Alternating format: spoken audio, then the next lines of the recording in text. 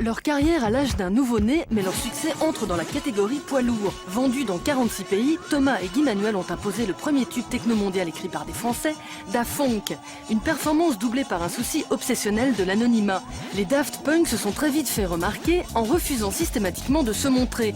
Pas d'interview télé, pas de photos sans un masque ou une perruque, une règle strictement respectée même dans leurs clips. À 23 et 24 ans, cette volonté maniaque de rester anonyme a payé. À ce jour, nos Froggies ont vendu plus d'1 million d'exemplaires de leur premier album, dont les 3/4 hors de France.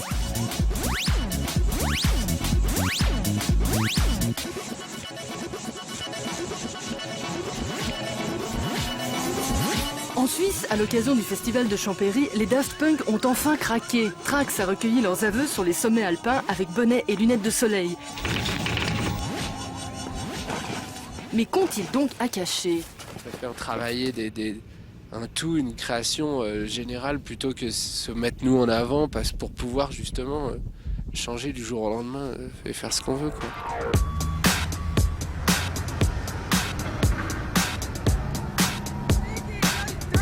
C'est un souci de vouloir créer des trucs et d'essayer de le faire de la meilleure façon possible. Donc on respecte énormément les gens qui peuvent recevoir les choses qu'on fait et les apprécier ou pas les apprécier. Hein.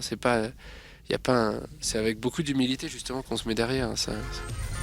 Les Daft Punk ont commencé en 92 par un raté retentissant. Sous le pseudo Darling, Thomas et Guy Manuel produisent en Écosse un album rock qui leur vaudra le qualificatif de Daft Punk, les punks idiots. Mais les deux lascars ont de l'humour et des réserves, ils choisissent d'adopter le nom Daft Punk et de chasser sur les terres house. La bombe disco house Daft Funk est distribuée par Soma, un label écossais.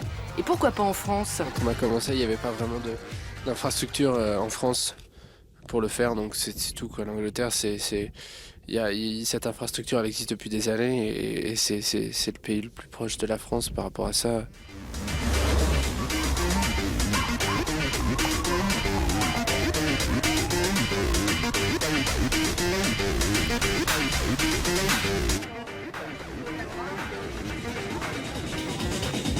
Durant leur live, les Daft se lâchent comme ici où ils mixent pour un festival de snowboard durant la Hometown Night de Champéry. Pour une fois, le spectacle n'est pas sur scène, anonymat oblige, mais dans les enceintes et sur les platines. Non, mais on fait pas de show du tout. Je sais pas, non, on fait pas de show. Non, c'est pas un show. Le DJing, on est très rarement DJ. Et moi, c'est pas grand chose de dire ah là là, t'as passé ce truc-là et tout ça. Et souvent, les DJ se prennent tellement au sérieux. Peut-être parce que c'est leur occupation principale des fois, que si c'est genre ah là là, il a passé Thriller de Michael Jackson au milieu de son set, c'était comme si tu avais fait la révolution, alors que bon, il y a peut-être de la provocation dans le fait de dédramatiser et démystifier un peu le rôle du DJ aussi. Quand on passe des disques de Chicago ou de New York et que les gens dansent, bon, on a beau les enchaîner bien ensemble, c'est quand même les disques, les mecs, ils ont passé du temps dans leur studio à faire des morceaux et faut pas leur voler l'affiche non plus, quoi. À la fin de chaque hiver, les DJ du monde entier migrent durant une semaine à Miami pour la Winter Conference, paradis de la dance music. Thomas et Guy Manuel y sont évidemment des invités de marque. Mais les Daft Punk ne sont pas à l'aise dans les baskets des frimeurs de Miami Beach. La discrétion, c'est leur religion, pas vraiment celle des DJ de la Latin House. Tu rencontres des gens et puis t'as des gens qui sont sympas, t'as des gens qui essaient de t'arnaquer, t'as des gens qui sont intéressants, qui font de la bonne musique, t'en as qui font croire qu'ils font de la bonne musique alors qu'ils font rien, t'as toutes les possibilités imaginables, quoi. C'est comme rencontrer n'importe qui dans n'importe quel milieu, quoi.